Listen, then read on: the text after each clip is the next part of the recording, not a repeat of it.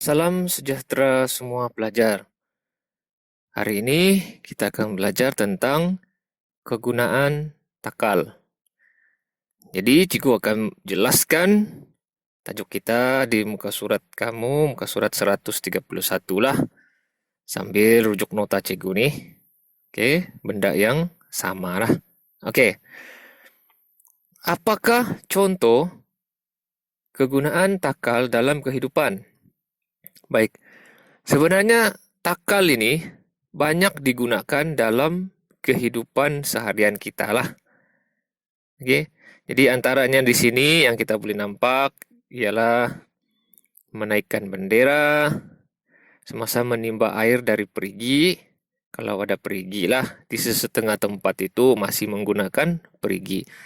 Atau kalau tidak pun, semasa aktiviti menangkap ikan di laut, okay, kapal-kapal besar tuh ataupun kapal-kapal nelayan tuh, masa ada orang tarik pukat tuh kan, menggunakan takal. Ataupun kerja-kerja seharian lah. Jadi kita akan tengok satu persatu. Baik, yang pertama, takal ini memang semuanya digunakan untuk menaikkan bendera lah. Jarang kita tengok yang tidak menggunakan takal lah. Jarang ada, tapi jarang lah. Yang biasanya dia gunakan takal untuk menaikkan bendera. Oke, cikgu tunjuk sini contohnya. Flag. Oke. Jadi di atas bendera tuh, tiang bendera tuh kan, di atas sekali itu, dia akan ada satu takal kecil yang bulat. Oke, ini takal lah sebab ada roda dan gandar dan ada alur kan, tempat letak tali itu. Kemudian dia sangkut di sini. Oke, di atas sinilah. Jadi bila kamu letak bendera tuh, kamu ikat talinya tuh, dan bila kamu tarik, maka takal inilah yang akan berfungsi di situ. Oke, jadi itu kegunaan takal. Jadi, andai katanya dia bilang, jika tiang bendera tersebut tidak mempunyai takal, kita akan mengalami banyak kesukaran untuk menaikkan bendera tuh. Mungkin salah satu cara dia kita kena panjat lah untuk ikat bendera tuh di atas. Tapi tak boleh pula. Katakan kita mau menyanyikan lagu Negaraku ataupun Sabah Tanah Airku kan. Kalau kita tidak menggunakan takal, takkan kita mau panjat pelan-pelan untuk naikkan bendera tuh kan. Jadi banyak kesukaran lah. Jadi itulah gunanya takal untuk menaikkan bendera. Oke, yang kedua, tengok nih, yang kedua ialah menimba air dari perigi. Jadi takal nih digunakan untuk menimba air dari perigi. Apakah perbezaan menimba air dari perigi menggunakan takal dengan tanpa menggunakan takal? Yang manakah lebih mudah dan mengapa? Oke, kita tengok gambar situ Yang ini. Oke, cikgu coba besarkan kalau dapat lah. Oke. Baik Oke. Bila kita menggunakan takal pada perigi itu, contohnya, oke, ini cikgu tutup sudah. Nih. Oke. Biasanya di perigi, oke, ini perigi lah. Oke, ini orang tengah menggunakan perigi kan. Memang ada orang yang masih menggunakan sumber air daripada perigi lah, air bawah tanah tuh. Jadi di situ ada takal. Oke, kita tidak boleh turun di dalam tuh. Jadi di dalam kan, beberapa meter jauh ke dalam tanah. Kadang-kadang sampai 10 meter pun ada juga.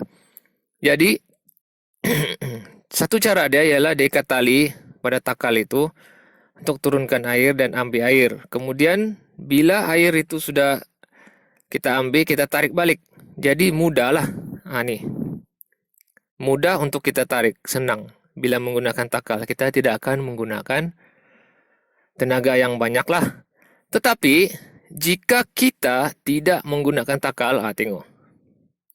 Bila kita tidak menggunakan takal, apa yang berlaku? Orang tu macam setengah mati sudah mau angkat tu air kan, menggunakan banyak tenaga untuk mengangkat air itu dari bawah tanah tu, dari bawah perigi tu. Jadi ini menyukarkan kerja kita lah untuk menimba air. Jadi takal memudahkan air itu ditimba daripada perigi. Oke, seterusnya yang ketiga, menarik pukat.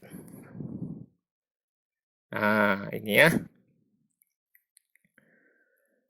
Jadi gunanya tuh untuk nelayan-nelayan terutamanya menangkap ikan di laut nih. Tutup ini, oke. Jadi tengok nih, ada berbagai jenis takal lah di situ yang cikgu beli tunjuk kamu. Ini takal yang untuk tarik tali itu kan, tarik pukat tuh. Ada lagi takal besar untuk simpan pukatnya tuh. Nih. Oke. Jadi takal-takal ini memudahkan sebab kita tahu kalau dia dapat tangkapan ikan banyak kan, oke, dia perlu tarik dengan cepat. Ya, dan dia perlu tarik tanpa menggunakan banyak tenaga. Bayangkan kalau tidak ada takal nih, kayak ini. Kita balik kepada sini. Bayangkan dia bilang, apakah yang akan berlaku jika pukat ditarik tanpa menggunakan takal? Oke. Jika pukat ditarik tanpa menggunakan takal, kita mungkin perlukan berpuluh-puluh orang bekerja dalam bot nelayan nih untuk angkat itu pukat saja. Jadi bukankah itu satu kerja yang macam banyak kerja lah, macam menyusahkan, oke? Dan menyukarkanlah kerja tuh. Bikin susah lah kan. Satu pukat tarik tuh saja mau mengambil masa berjam-jam. Sedangkan jika kita guna takal nih, kita hanya guna mungkin dalam beberapa menit untuk tarik pukat itulah. Jadi dari segi penjimatan masa juga lah, jika kita menggunakan takal nih untuk menarik pukat ke bot nelayan. Oke, yang seterusnya pula mengangkat barang yang berat lah. Oke. Contohnya di tempat binaan-binaan nih, ataupun kalau kamu boleh tengok di sini, oke.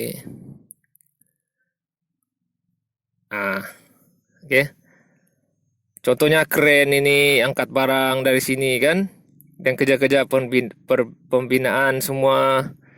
Oke, di pelabuhan untuk angkat barang-barang, kontena-kontena itu semua kan menggunakan takal. Jadi kalau tiada takal tuh, kita akan mengalami kesukaran untuk mengangkat benda-benda yang berat ke tempat yang lebih tinggi lah. Apa yang berlaku dia bilang, jika barang yang berat diangkat tanpa menggunakan takal, kita akan sangat susah untuk mengangkat barang-barang tersebut lah. Oke. Jadi itu saja tajuk kita. Dan contoh lain kamu boleh bagi seperti tadi itulah. Takal pada kren, takal pada tempat pembinaan, takal pada, cikgu pernah nampak nih satu supermarket nih, dia 2 tingkat, jadi dia angkat barang dia tuh simpan di atas sebab store dia di atas, dia menggunakan takal. Itu pun satu contoh lah dalam kehidupan kita. Oke, jadi itu saja. Selamat belajar.